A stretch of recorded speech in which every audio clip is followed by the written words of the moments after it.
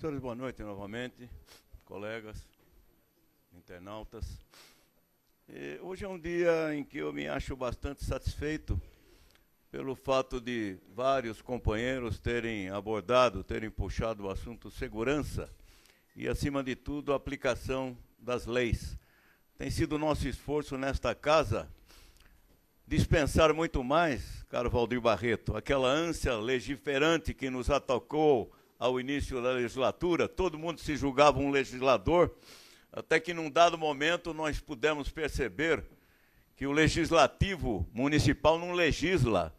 O espaço dele é muito exíguo, ele não tem competência no sentido de capacidade legal para propor leis, que é muito limitado, quando não pela legislação federal, pela estadual e até pelo próprio executivo, a quem nós não temos o condão de impor despesas. Daí a exiguidade do nosso espaço. Então, creio que cabe muito mais perseguir o que aí está, o cumprimento do que aí está, faremos muito melhor, ou promoveremos um bem maior à municipalidade em cumprindo o que já está escrito. E também atacando, o que eu tenho cobrado desta tribuna, a consolidação da nossa legislação. Nossa legislação é bastante esparsa e às vezes até contraditória em alguns aspectos e sempre elaborada sem um cuidado maior. E há contradições, isso cria contradições entre elas. Recentemente estivemos aí propondo mexer na legislação, nos privilégios ao idoso quanto ao atendimento. E é difícil, sim, é difícil você encontrar um meio termo de modo que possa absorver tanto o que diz uma lei e outra lei, extrair um denominador comum e revogar ambas as leis. Até aí nós podemos fazer sem que imponhamos quaisquer ônus ao Executivo. Muito bem, mas fico satisfeito sim por tudo que se levantou e tudo que se discutiu hoje em termos principalmente de segurança. E eu quero me referir aqui, lembrando nosso colega ausente, o Rodrigo Paixão, que gosta de usar a expressão surreal.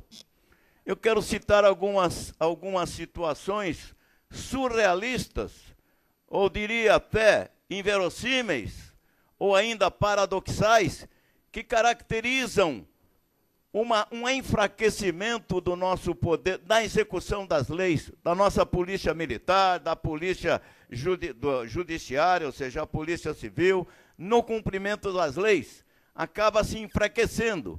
Vamos aqui a um primeiro exemplo. Levantamos no Estadão, aliás, antes disso, estava me esquecendo, outro motivo de alegria é aquela indicação nossa que remete à Guarda Municipal competência para, isso aqui foi introdução nossa, nesta lei que nos chegou às mãos hoje e vai ser submetida à apreciação amanhã numa sessão extraordinária para ser aprovada. Essa é uma delas. Exatamente, nós introduzimos um inciso aqui que diz o seguinte, com relação à competência da Guarda Municipal. Haverá muito mais trabalho para vocês, representantes da Guarda Municipal. Atuar por intermédio de agentes especialmente designados na fiscalização do cumprimento das normas e posturas municipais de interesse da segurança pública, aplicando aos seus transgressores as sanções legais cabíveis, mediante auto de infração próprio, regulamentado por decreto. Ora, isso aqui vai dar muita força à Guarda Municipal na sua atuação como fiscais, porque os fiscais hoje não atuam e nem autuam ninguém. Tivemos inúmeros problemas com o Rocinha, enfim, não vou citar aqueles exemplos que eu costumo citar, em que comparecia o guarda, o agente fiscal, e não autuava ninguém, nem multava ninguém, não tinha um formulário, enfim, não tinha autuação de autoridade. Apenas admoestava o infrator da lei e ficava por isso mesmo que pouca bola lhe dava. Hoje não, a partir de agora, da promulgação dessa lei, o guarda estará lá, acionado por uma central, fardado, armado, imporá respeito sim e autuará, na medida em que isso se faça necessário, quer dizer, ele terá autoridade. Então isso aqui deve vingar, sim, deverá ser aprovado já proximamente e passará a ser executado. Mas vamos lá, aquilo que eu entendo que esteja enfraquecendo a atuação da Polícia Militar, principalmente. Vejam aqui, uma notícia no Estadão. A Cracolândia se multiplica. A migração de dependentes para bairros próximos e nobres. Né? O que aconteceu? A Cracolândia estava circunscrita ali perto da Estação da Luz, etc., naquele canto que todos nós conhecemos, ou pelo menos por ouvir dizer, e sobre o que há inúmeras reportagens. Com a atuação do governo no que diz respeito ao refreamento dessa expansão, ou melhor, a tentativa de coibir a ação de traficantes, aquele povão viciado se esparramou e está ocupando praticamente todo o centro da cidade de São Paulo. Isso tem trazido reflexos muito grandes. E o aspecto que pega pior para a Polícia Militar, senhores, me permitam aqui ler rapidamente. Eles fazem uma primeira abordagem a respeito do esparramento, ou seja, eu diria, me falta a expressão agora, enfim, aquilo acabou se expandindo para toda a região central da Grande São Paulo. Mas o que me chama mais atenção, além do tratamento que se dispensa a esses usuários de crack no aspecto social, de tratamento, etc., a crítica que fazem à Polícia Militar nos seguintes termos e que eu refuto veementemente. A outra ponta do problema, um é o tratamento social do problema. A outra ponta do problema é evitar a proliferação das mini-cracolândias e combater o tráfico. Um desafio que a polícia até agora não soube enfrentar. Causa espanto a incapacidade ou a falta de determinação da polícia de reprimir o tráfico que corre solto à vista de todos, tanto na grande como nas pequenas cracolândias. Ora, senhores, quem disse que a droga é problema de polícia? A droga transcende ao problema governamental. A droga é um problema de Estado. Não é um problema de governo, é um problema de Estado que não tem sido enfrentado adequadamente. Por covardia, por comodidade. Envolve o Poder Judiciário, sim, que não tem exercido o papel dele a contento. Levantamos o problema da fiscalização nos bailes por aí. A iniciativa do Poder Judiciário determinar a fiscalização quando envolve a presença de menores. Isso não tem acontecido, lamentavelmente. O que se vê é o que está acontecendo por aí. A droga não crescendo, não é isso? Pontos de tráfico também não são combatidos. Trata-se do problema do enxugar o gelo no fim da linha. Então a culpa não é da polícia, senhores, é da política de tratamento do problema, que tem que ser reequacionado. Nós não podemos mais conviver com esse status quo. É preciso que levemos o problema a sério. Nós tratamos do problema de forma estanque. A Polícia Militar na ponta da linha. O que é a Polícia Militar? É aquela que desencadeia o primeiro combate e faz vistas escuras, sim, porque não tem o que fazer, vai levar para onde? Eu próprio enfrentei esse problema no centro de São Paulo no começo da década de 90, 89, 90 e 91, já disse isso aos senhores. Não há o que fazer, não há para onde levar, não há tratamento adequado. Não se dá bola para o problema que está tomando a nação.